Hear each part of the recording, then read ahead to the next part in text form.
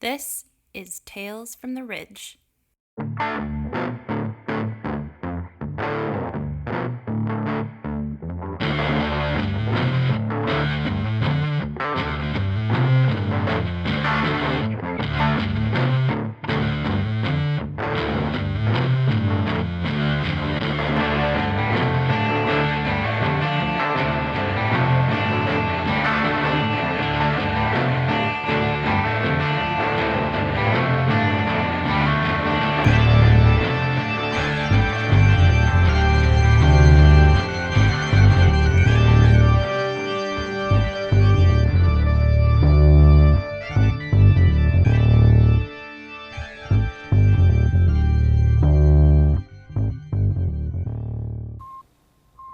Episode 2, Miss Cat and the Night Riders.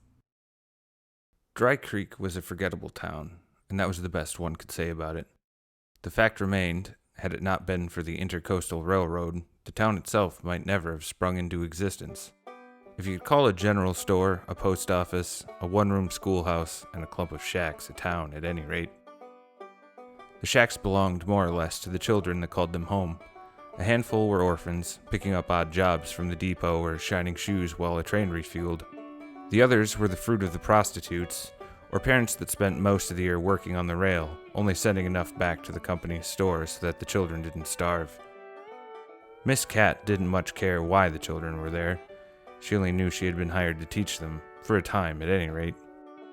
She secretly hoped that time might be coming to an end soon. Every day left another layer of dirt upon her skin, pressed there by small, eager hands or a stiff breeze. Still, as she read aloud from the book in her hands, the audience of smudged and wide-eyed captive faces was an unexpected reward for thankless work. Miss Cat reached the end of the chapter and powered the plexiglass screen down with the dramatic press of one long finger. A collective groan went up from the gathered children. "One more chapter, please, miss." "But what happens to the ship? Please, just..." A chorus of high-pitched voices begged her to continue. Miss Cat stood, running one hand over the waistband of her skirt as she delicately placed the e-reader back on her desk. "It's nearly dinner time," she said in her breezy tones. "Y'all best head home now before dusk." Grumbles and the sound of chairs scraping against the floor chorused up around her as she tidied the room, saying her goodbyes to the children as they filed one by one out of the door of her schoolhouse. Miss Cat gazed through one of the windows as the children scampered off into the street, dispersing to their abodes with promises of settling disputes or dares streaming from their excited lips. She smiled to herself and turned back to her work, stacking chairs against the wall and fruitlessly sweeping dust out the open door. With a deep sigh, she delicately sank into the embrace of her desk chair, leaning her coiffed curls against the palm of her hand. She pulled open a drawer and shoved the plexiglass inside, and then let her head sink into her arms. "Long day?" The voice startled her upward in her chair. Leaning against the doorframe was what Miss Cat could only describe as a rogue. An angular Wrangler hat sat jauntily upon his dirty brow, resting on a bed of thick dark curls, so starkly in contrast to the icy pale of his eyes, which had moved over her expression with interest. As he strode into the room, the hard heels of his boots clicked methodically toward her. "Can I help you?" The stranger grinned slyly, his 5 o'clock shadow creasing around his lips. "Oh, I think so." Miss Cat took a deep breath. "Unless you need some help with arithmetic, I think you're out of luck." "Nah." The stranger leaned over her desk. She noted the toothpick wedged in the corner of his mouth, bobbing as he chewed on its end. "I think I have a better idea." Miss Cat's nostrils flared as she stood. "I don't know who you think you are." "I do apologize." The stranger stood and removed his hat, planting it over his heart with one tanned hand.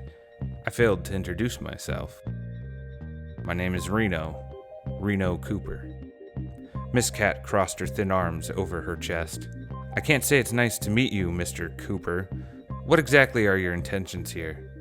I heard there was a schoolmarm out here all by her lonesome, providing for these poor children." Reno leaned one leg down upon her desk and pulled a cigarette from his pocket, lighting up as she waved a hand in front of her face. "Why would you care about such a thing?" "Well, I've been looking for such a woman. You see," Miss Cat drew in a deep breath, You looking to settle down, Mr. Cooper? Reno barked at that, smoke curling from his nostrils as he slapped one knee. Not likely. Then why? Miss Cat's question was cut off by the click of a shock pistol and the quiet hum as it charged. Reno's hand was steady as he held it, aimed straight at her heart. An innocent, caring soul such as yourself, why, the Intercoastal Railroad won't want that kind of blood on their hands. What does my blood have to do with anything, Mr. Cooper? Asked Miss Cat quietly, her eyes lingering on his finger twitching against the side of the trigger. Well, it might be, I should say, if they don't respect this hostage situation we have on our hands. There was a tense pause. Come around that desk now. Miss Cat did as she was told. As soon as her skirt swished around the corner of the desk, Reno had a rough arm around her waist, drawing her hip against his and the barrel of the pistol against her blonde curls. Now, I don't want to have to be overly rough with you, Miss Cat. How do you know my... Shh. Together they strode toward the open door. The postman was just handing off a package to the general store as the odd pair moved into the street, and both men froze in place. Hey, what are you doing with Miss Cat? Gentlemen, if you please. The two men were immediately flanked as two bandits strode around the corner of the general store holding shotguns. Mumbling apologies to Miss Cat, the citizens of Dry Creek disappeared inside the store as the neon sign in the window flickered to close. All along the street, doors slammed and curtains drew as more outlaws crawled out of the woodwork. The red patch of a rose on their dark dusters gave them away. Night riders, Miss Cat said breathlessly. Our reputation precedes us, answered Reno as together they drew up near the depot. The gang of brigands had taken up positions on either side of the metal and unassuming platform. A few lounged in the ticket office as the box manager gave muffled shouts from the closet they had locked him in. The dry, hot air grew thick and still as Reno pushed Miss Cat up against the edge of the platform, her toes teetering against the yellow line that marked the furthest one should get. The smoke from his cigarette filled her lungs as he puffed it out slowly into the air, the sign marking the train station creaking ominously in the smallest hint of a hot breeze. The rails snapped and hissed with electric current as a long whistle sounded in the distance. The night riders around her drew up attention, many of them slinking just out of sight. To an onlooker, it would seem that Reno was staging a holdup with only one hostage and a gun. Miss Cat silently wondered if the employees of the Intercoastal were dumb enough to fall for it. The ground beneath them hummed, sending deep tremors up her legs and through her body as the train rolled into the station. Its smooth white sides were painted with red dust streaking upward from the speed of the wind as it screeched to a halt, sending a choking wave of dirt outward and over the platform. As the cloud settled, Miss Cat noted that this was not a passenger train, but a mining car, the type that moved product from the gold mines in the East Hills to the banks in Hope Springs. Reno waited patiently as the airlocks clicked and slid open, and two security guards stepped out onto either side of the platform. The one nearest to the odd couple spooked almost immediately. What in tarnation? He drew his pistol, but was dead before it even passed his hip. The second tried to run to his companion's aid, but one of the hoodlums stepped into his path and pistol-whipped him. Disappointing, Cat heard herself sigh. But not altogether surprising, Reno chuckled in her ear. The conductor inside the train was watching them warily from the window of his car, the door to his control room locked tight. All right, boys, we've got a lovely lady here whose brains we'd rather not blow all over your train, so if you could step out with your hands up, I'd appreciate it. A few nervous faces glanced through the windows at her. More doors hissed open, and Intercoastal security officers stepped into the waiting arms of the Night Rider gang. A scuffle broke out as a few of them, despite her peril, failed to cooperate peacefully. Reno! A young woman approached, an officer of the train practically skipping in front of her, a pistol pressed to his spine. This gentleman has offered to get us into the locomotive. Miss Cat watched as the security officer turned the bronze dial to its correct combination, earning himself and the conductor a quick toss onto the platform where they were hogtied by waiting night riders. No good deed goes unpunished, she noted. Reno chuckled and gestured for her to enter the conductor's car. Miss Cat tossed her hair and strode confidently past him. Thank you, Mr. Cooper, just before her body turned into an amorphous puddle of goo. The goo congealed and then swirled back upward into the persona of a different woman. This one had a long dark braid and a black duster with a red rose. "Welcome back, boss," said Reno, planting a quick kiss upon her lips. "You outdid yourself, darling," she said as she flipped a few switches on the terminal before her, hearing the train whir to life beneath them. "I nearly believed you were a ruffian intent on using my poor womanly flesh for your nefarious ends." "I have to say you seem to enjoy the schoolmarm role more than the others," Reno grinned, his fingers teasing the ends of her hair for a moment before he turned to bark orders to the rest of the gang. "Get everyone back on the train," Kat ordered. "We've got places to be."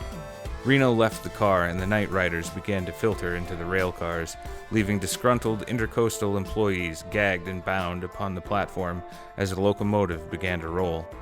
The train picked up speed at a remarkable rate, and Kat adjusted the controls as needed, relishing the ding of the depot bell as it serenaded their escape from Dry Creek. Wind rushed into the conductor car as Reno reappeared, the door whooshing shut behind him. "No one caught wise that you were a Therian this time?"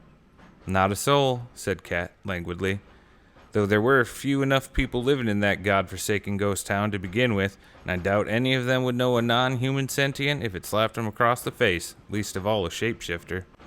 "Made for an easy job at any rate." "Job ain't over yet," she reminded him. Yeah, he said with a dismissive wave as he sank into the co-pilot chair. "Intercoastal is going to know we have their train within an hour. We need to get to the drop and unload this gold before then." "I know the plan," Reno huffed. "You seem too relaxed for my taste," Kat said, pinning him in the stony glaze of her dark eyes. Reno swallowed hard, his Adam's apple bobbing.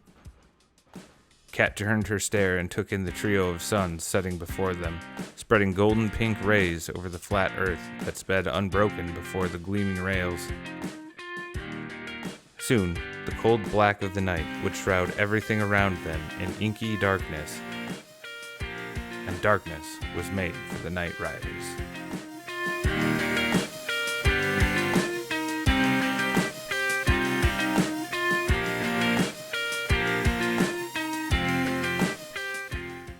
Thank you so much for listening.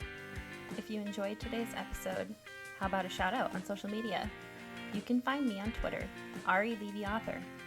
Be sure to tune in next month for the second part of this story, and next week for episode 2 of 1000 Furs and Other Tales, our LGBTQ fairy tale podcast. A special thank you to my patrons, Kat, Andy, Emily, Katie, and Camille. And thank you for listening.